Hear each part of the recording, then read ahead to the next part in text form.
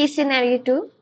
ABC Private Limited is engaged in the manufacture of a product Q.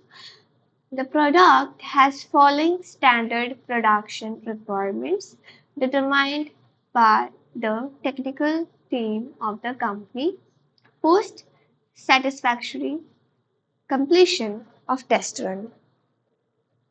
तो ABC private limited product Q को manufacture करने में engaged है। Product के कुछ स्टैंडर्ड प्रोडक्शन रिक्वायरमेंट्स हैं जो एक टेक्निकल टीम ने डिटरमाइन किए हैं। कैसे डिटरमाइन किए हैं? पहले उन्होंने एक सेटिस्फैक्टरी कंप्लीशन टेस्ट रन किया, उसके बाद उन्होंने कुछ स्टैंडर्ड प्रोडक्शन रिक्वायरमेंट्स डिटरमाइन किए। क्या है स्टैंडर्ड प्रोडक्शन रिक्वायरमेंट कि रॉ मटेरियल Z लगेगा प्रोडक्ट Q को बनाने के लिए 2 units at the rate ₹2 per unit. 2 unit material का लगेगा एंड पर यूनिट ₹2 लगेंगे। स्किल्ड लेबर 2.5 आवर्स काम करेंगे और उनका ₹5 पर आवर का रेट है। फिक्स्ड ओवरहेड ₹7.5 पर यूनिट है। The input of raw material Z जो है has a yield of 80% every time when infused into production. तो जब भी हम इसे प्रोडक्शन में डालते हैं तो उसकी 80% ही यील्ड आ पाती है। The actual quantity of raw material Z consumed for production during the year was 24,000. तो 24,000 उन्होंने डाला मटेरियल द एक्चुअल क्वांटिटी, तो उसका 80% यानी कि उसका 19,200 ही यील्ड आई होगी। The usage variance of material Z जो है वो 2000 फेवरेबल है।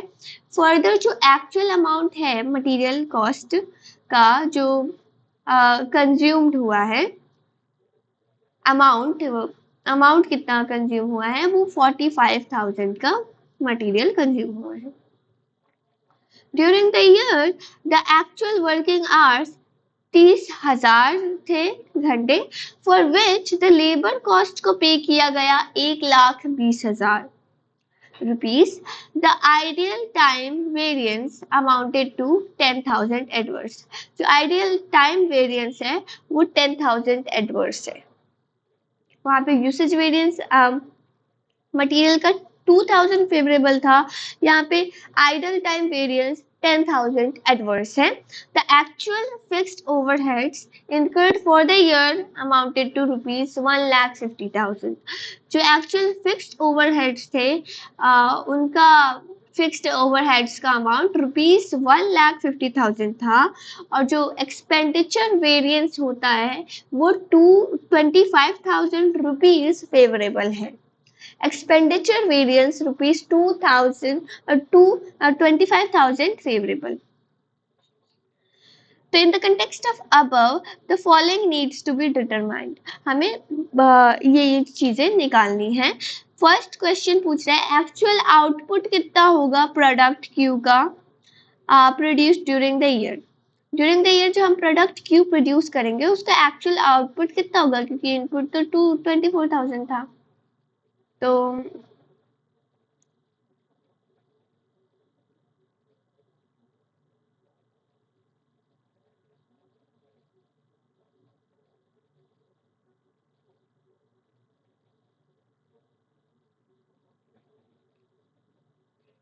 यूसेज वेरिएंस, मटेरियल का यूसेज वेरिएंस कितना है 2000 फेवरेबल। यूसेज वेरिएंस कैसे निकालते हैं, standard quantity into standard price minus actual quantity into standard price, ऐसे आता है यूसेज वेरिएंस। स्टैंडर्ड प्राइस ₹2 है, एक्चुअल क्वांटिटी 24,000 है, 2 इंटू स्टैंडर्ड क्वांटिटी में से एक्चुअल क्वांटिटी को अगर हम माइनस कर देते हैं तो हमें 2000 मिलेगा। तो 2 SQ 24 को 2 से इंटू करेंगे तो कितना आएगा 48,000 और इसमें प्लस हो गया तो ये 50 आ गया।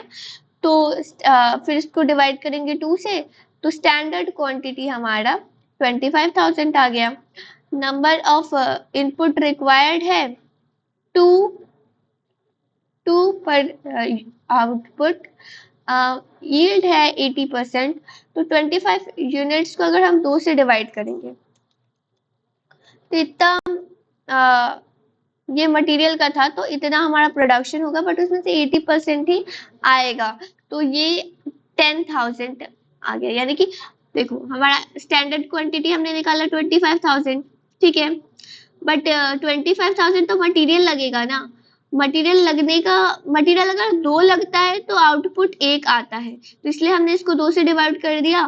तो ये आ गया हमारा कि आउटपुट एक्चुअल में 25,000 डिवाइडेड बाई 2, ये आ गया 12,500 आ गया। बट उन्होंने बोला था कि यील्ड 80% ही होता है, यानी कि 20% वेस्ट हो जाता है। तो 12,500 को इंटू 80 करेंगे तो ये आ गया 10,000 यूनिट्स। तो जो 10,000 यूनिट्स हैं ये हमारा आंसर होगा option A.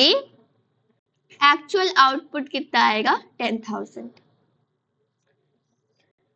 The material price and material cost variance हमें पूछा है। Material price variance, material cost variance. तो मटेरियल प्राइस वेरिएंस तो देखो प्राइस वेरिएंस कैसे आता है, actual quantity into standard price minus actual price. तो 24,000 एक्चुअल क्वांटिटी थी, स्टैंडर्ड प्राइस में से एक्चुअल प्राइस को हमने माइनस किया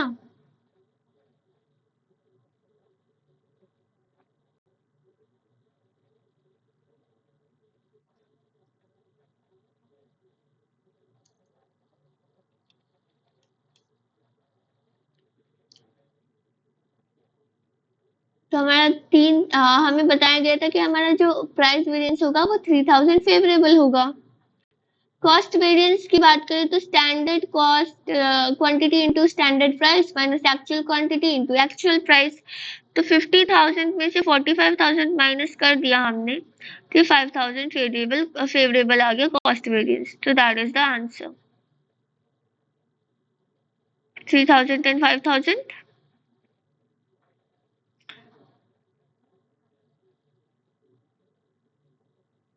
B, option B. The standard hours, net actual hours and idle time पूछा है। स्टैंडर्ड आवर्स देखो, actual output 10,000 unit, standard hours per unit 2.5, तो टोटल 25,000 आवर्स लगेंगे। आइडल टाइम वेरिएंस कितना होता है, standard rate actual hours net actual hours minus actual hours. तो net actual hours मतलब बताए नहीं है, तो standard rate 5, net actual hours 30,000, तो ये हमारा इतना आया सॉल्व किया तो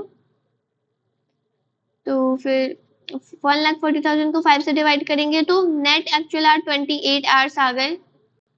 यानी कि वैसे तो हमारा 28 आवर्स, बट हमारा एक्चुअल में लगा कितना था 30 hours. Actual net actual hours 28 hours आ गए, तो आइडियल टाइम 22 आवर्स हो गया, क्योंकि 30 स्टैंडर्ड था, एक्चुअल 28, तो ये 2 आवर्स आ गए।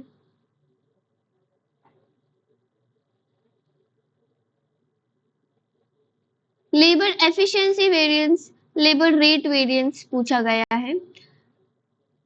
तो लेबर एफिशिएंसी वेरिएंस कैसे निकालते हैं, standard rate into standard hours minus actual hours. तो ये हमने इनटू किया तो ये सॉल्व किया तो ये आ गया 25,000 adverse efficiency variance. Rate variance की बात करें तो इसका फॉर्मूला होता है actual our into standard rate minus actual rate. तो 30,000 में से स्टैंडर्ड में से एक्चुअल रेट हटाया, ये आ गया हमारा 30,000 favourable. Fixed overhead volume variance क्या है, ये हमें निकालना है फिक्स्ड ओवरहेड वॉल्यूम रेशियो। तो ओवरहेड वॉल्यूम वेरिएंस तो वॉल्यूम वेरिएंस कैसे निकालते हैं? एक्चुअल आउटपुट में से standard rate per unit minus budgeted fixed overhead.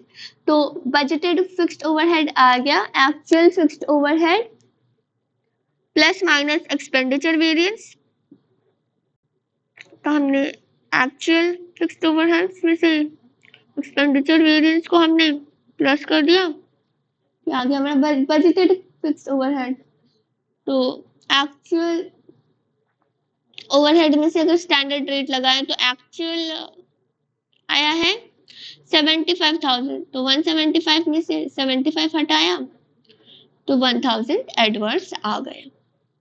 तो ऑप्शन होगा सी, 1000 एडवर्स।